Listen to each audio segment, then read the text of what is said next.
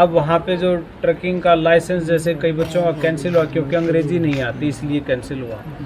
Store पे काम कैसे करें, वहाँ अंग्रेज़ी की ज़रूरत है। तो जाने से पहले कोई भी व्यक्ति किसी भी देश में जाए तो उसको थोड़ा सा ये इस पर रिसर्च कर लेनी चाहिए कि भाई कौन से कंट्री में मेरी फिटिंग हो सकती है, मैं ठीक रह सकता हूँ। और जिस भी देश में वो जाएं वहाँ भी ऐसे एरियाज़ हैं जहाँ पे पता होता है कि यहाँ क्राइम ज़्यादा है, यहाँ कम है, इस तरीके से। और जो ये हादसे हो रहे हैं ये डेफिनेटली रुक सकते हैं, इनसे बचाव हो सकता है। उसका सिंपल कारण यही है कि जो तनाव भाई साहब ने बताया, तनाव बढ़ रहा है, स्ट्रेस बढ़ रहा है कि जी 50 लाख रुपए दे के गया था, अगर मैं डिटेन हो गया, अगर मैं पकड़ लिया गया तो मेरे को डिपोर्ट करेंगे। ये खबरें, नेगेटिव खबरें बहुत ज़्यादा फैलती हैं। किसी का ग्रीन कार्ड है, उसको पकड़ के जी डिटेन कर लिया, जेल में डाल दिया और कहते हैं जी डिपोर्ट करेंगे, लेकिन उसके पीछे की कहानी नहीं कोई सुनता, ना कोई समझता है। अगर कोई ग्रीन कार्ड होल्डर है, उसको पहले 4 टिकटें मिली हुई हैं, 2 टिकटें मिली हुई हैं कि भाई शराब पी के गाड़ी चला रहे थे आप, और जैसे उसने पकड़ा कि भाई हाँ दिखाओ कागज़ आपके, और उसमें लिखा मिला कि जी पहले ये किसी के साथ झगड़े में इन्वॉल्व था और इसने शराब पी के गाड़ी चलाई हुई थी, टिकट मिली हुई है, अब उसको टॉलरेट नहीं कर रहे, वो उसको पकड़ के कहते हैं जी जाओ। वो कहते हैं अगर ये सेम गलती से व्यक्ति ने दोबारा कर दी तो हो सकता है कि कोई आदमी मारा जाए। तो वो इसीलिए ये सारी चीज़ें हो रही हैं। पीछे आपने देखा वो एक भारतीय की गर्दन काट के ऐसे ठोकर मारी थी, आपको याद होगा। वो भी जिसने मारा था वो इलीगल था वहाँ, इमिग्रेंट, और उसके पीछे बहुत हज़ारों, उसके पीछे बहुत से केसेस थे, क्रिमिनल था वो बेसिकली उसके खुद के देश में।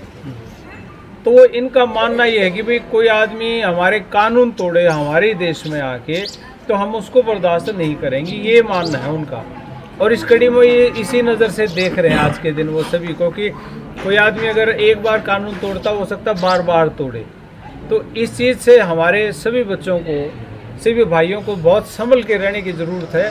तनाव की ज़रूरत नहीं है, स्ट्रेस की ज़रूरत नहीं है कि बहुत ज़्यादा सिर पे तनाव पैदा हो गया और डिप्रेशन में चला गया बच्चा, फिर उसको समझ ना आए। दवाइयाँ ले तो दवाइयाँ भी वो ऐसी होती हैं जिससे नींद आती है।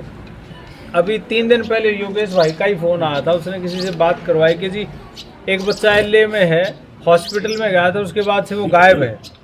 कहाँ गायब है जी पता नहीं लग रहा है। हॉस्पिटल में जा रहे हो, कह रहे हैं कि जी 18 साल से ऊपर का है, हम नहीं बता सकते वो कहाँ गया, हमारे यहाँ से चला गया था।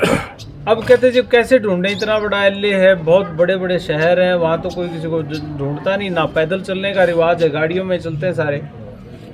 तो जी कैसे ढूंढे? मैंने कहा इस हॉस्पिटल को मैसेज ये करो कि भाई खुद का नंबर दे आओ कि जी उस बच्चे तक मेरा नंबर पहुँचाओ, और ये फिर भी बात नहीं बनती तो फिर आप मुझे बताओ, मैं फिर पुलिस को यूज करूँगा, पुलिस को बोलेंगे या किसी का फ़ोन कराएंगे। तो उस तरीके से अब उसको ढूंढा है। अब कल उसका फ़ोन आया था जी, मिल गया, वो ठीक ठाक है, बहुत डिप्रेशन में था इसलिए उसको वहाँ दाखिल किया गया था। तो ये कुछ चीज़ें हैं इस तरह की जिनके बारे में हमें बहुत जागरूक होने की ज़रूरत है। तो ये हाँ जी, मैं आपने एक बात और बताऊँ, पिछले 10 साल का रिकॉर्ड उठा लो, हर साल अमेरिका वापस बच्चों को भेजता है, हर साल, और सबको पता है इस बात का। तो ये कोई गणी ही, ये तो कोई बात तो है नहीं कि इस बार ट्रंप आने के बाद इसने बहुत ज़्यादा कर दिए।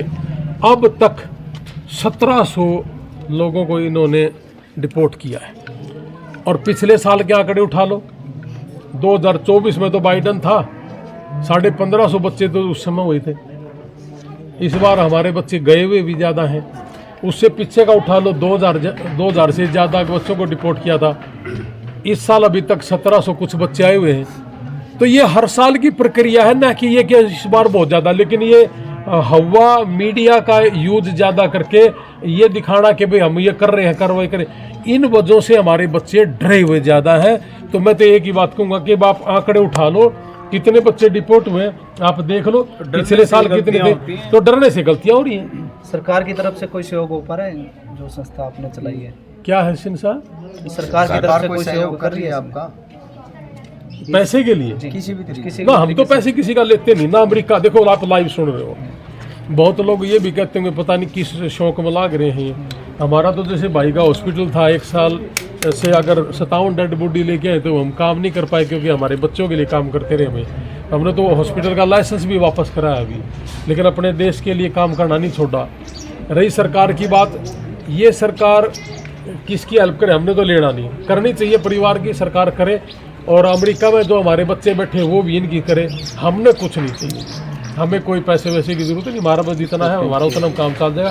हमारा पास 5,000 होंगे तो हम 5,000 दे देंगे, हमारे पास 10 होंगे तो 10 दे देंगे, 50 लाख होंगे तो 50 दे देंगे। वादा रखते हैं देने का, अपनी इनकम का दे रहे 30%। और आप लाइव कहीं कोई पेमेंट अगर आ जाए, कोई कहे कि जी मेरे पैसे लिए, तो मेरे पास आ भी जाना। बढ़ता भी नहीं, आप कितना सहयोग कर रहे हो परिवार? हाँ जी, आप कितना सहयोग कर रहे हो? सारा कराएंगे हम, क्यों चिंता करें इस आपकी वक्त। तरफ से आप ऐसा है, ये चीज़ें बोलने की नहीं होती। मैं बताता हूँ, ठीक है ना? देखो हमारे समाज का हर तीसरा बच्चा बाहर गया हुआ है घर का। और हमारे, मुझे नहीं पता ये बिजनेस करते हैं, कमाते हैं, खोदते हैं, क्या करते हैं, ना मेरा उससे कोई मतलब है। लेकिन ये दोनों भाई हमारे समाज के लिए तो भगवान है, भगवान से भी उच्चतर जाएंगे। आज बिंटू भाई थोड़े आगे